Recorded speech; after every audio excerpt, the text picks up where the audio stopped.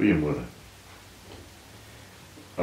Ons spreekthema vanoggend is God kan mense verander en ons lees uit Efesiërs 4 vanaf vers 17 tot hoofstuk 5 vers 2. Kom ons bid saam. Here, baie dankie vir nog 'n nuwe dag. Dankie dat U vir ons reën gee.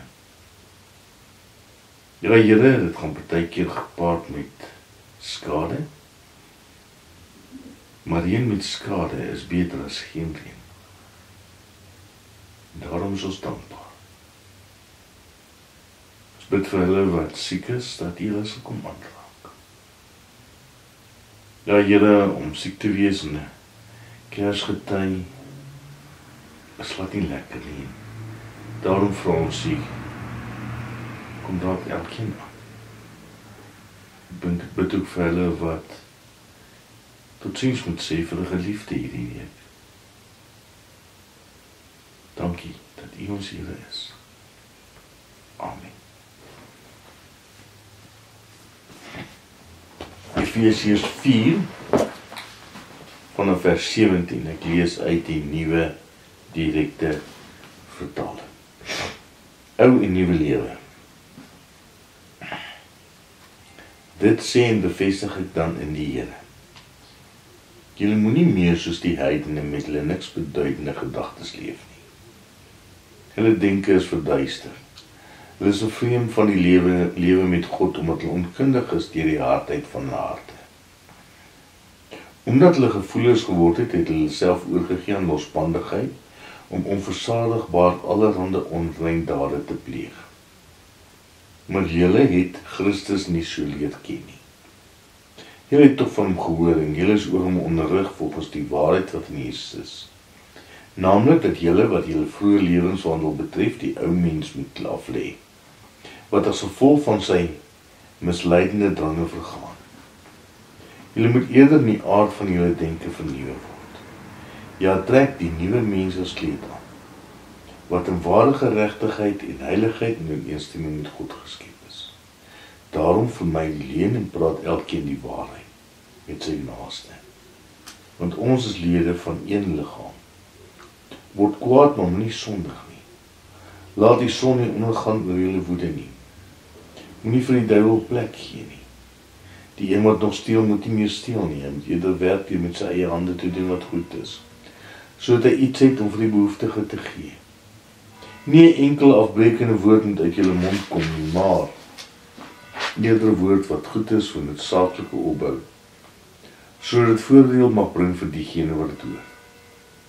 En bedroef nie die Heilige Gees van God, deur wie julle met die oog op die dag van bevryding verseël is nie.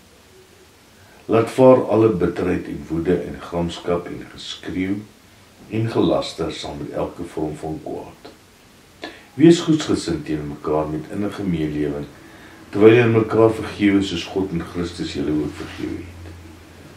Volg dan die voorbeeld van God as geliefde kinders en leef in liefde net soos Christus ons liefgehad en homself van ons terwille van ons oorgegee het as 'n offergawe aan God, as 'n offerande met 'n aangename geur. Ek lees dit oor. Partykeer ignoreer ons vra, of maak dat ons dit nie gehoor het nie. Getroude mans doen dit al vir jare. Ons antwoord net nie 'n vraag nie. Maar dan kry jy tye wat jy voel, maar dit is eintlik 'n moeilike vraag, of 'n onregverdige vraag. En dan antwoord jy dit tog. En dit laat my dink aan, ek lees nou die dag van iemand wat 'n teoloog in 'n onderhoud beliggawe, en hulle vra vir haar, glo jy regtig dat mense kan verander? Die waarheid te sê, niks eintlik met dit uit te waai waaroor hulle gesels het nie. Hierdie vraag was net so random vraag. En toe is daar ewe skielik 'n stilte. En dis nie eintlik iets wat jy vir 'n beroemde teoloog vra nie. Maar ek dink dit is tog goed dat dit gevra is. Dis 'n belangrike vraag. Een wat jy vir jou vanoggend moet antwoord. Kan mense verander? Glo jy regtig dat mense kan verander?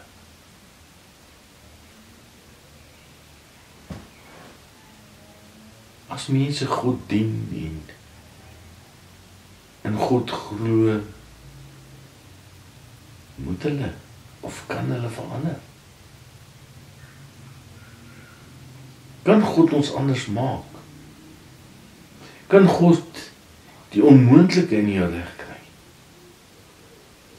Sodat jy al hoe meer soos God wil hê jy moet lewe. Ons bely en ons glo in die kerk dat God mense nuut maak. Glo jy dit regtig?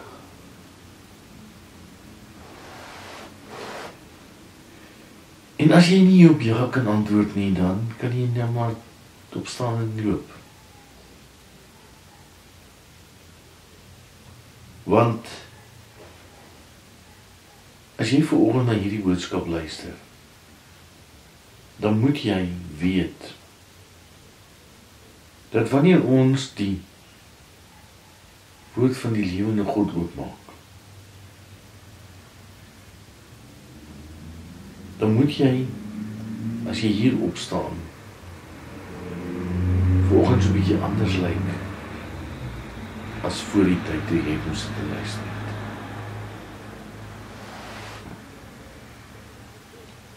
Kan mense verander? Kan jy verander? En dis nie net sommer 'n vraag wat jy net kan ignoreer en maak of jy dit glad nie gehoor het nie. Daar was 'n rede hoekom die verslag oor die vraag gevra het.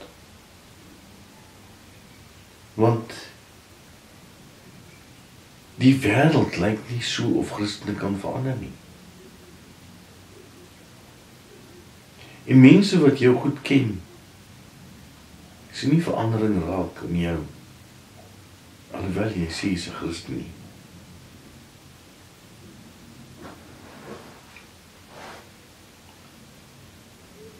Duitse teoloog vertel 'n verhaal van 'n ou oom wat 'n skoolvriend na baie jare raak geloop het.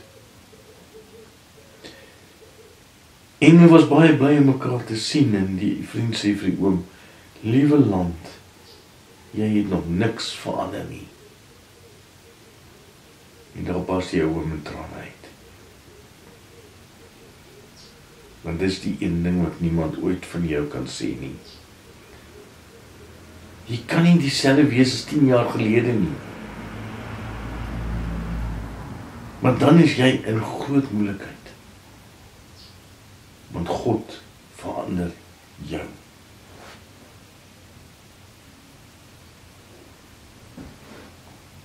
En as jy nie verander het nie, wat gaan jy daaraan doen? En baie mense sê, maar dis omdat ons nie hard genoeg probeer nie. En as ek nou hier opstaan, dan gaan ek nog harder probeer. Weet jy, dit gaan nie help nie. En Paulus begin ook nie daar nie. Nee, Paulus begin om ons te herinner daaraan, aan wie en wat ons is. Paulus sê, jy is nie sommer net hier jy nie. Nee, jy moet altyd onthou, die Gees van God beseël jou, met jy oog op die verlossingsdag. En Paulus bedoel in alle waarskynlik daarmee, dat julle is gedoopte mense. Maar ek wil vanoggend by jou doop begin. Onthou by jou doop het God eers sy hand van genade na jou toe uitgesteek. Selfs nog voordat jy geweet het, of na God gesoek het. Jy het die merk op jou voorkop ontvang. En as jy na Openbaring kyk, dan sê Johannes, ons dra daardie merk, wat jy identifiseer, dat jy iemand is wat deur die Here aangeraak is. God het al sy beloftes aan jou toegesê. Al wat jy moet doen is, jy moet daardie beloftes aanneem, en vir jouself toeëien, en sê, ek is God se kind. En baie van ons het dit al op 'n stadium in ons lewens gedoen, ja, jy dra God se naam, jy is sy eiendom. Maar weet jy waar is 'n probleem? Ons leef met hierdie merk op die voorkop, ons sê ons is God se kinders, maar mense sien dit nie in ons lewens nie. En daarom sê Paulus vir ons vanoggend, hoe lyk die lewe van 'n gedoopte mens? En hy gee vir ons 5 merkers. Hy sê, gedoopte vertel nie leuns nie. Ja. Hy sê hier, 'n kind van die Here se integriteit staan bo verdenking. En daarom kan ons nie lewe met leuns nie. Hy sê, jy moet weet wie jy is, sodat almal op jou kan pyl trek. Soos Jesus self gesê het, jou ja is jou ja, en jou nee is jou nee. En daarom moet Sondag, jou Sondag lewe, dieselfde wees as jou Maandag lewe. Ons God se kinders lewe nie alleen nie. Tweede merker wat Paulus ons gee is, hy sê, 'n gedoopte gee nie toe aan woede nie. Die woord selfbeheersing. En ons weet dat dit is deel van die vrug van die Gees.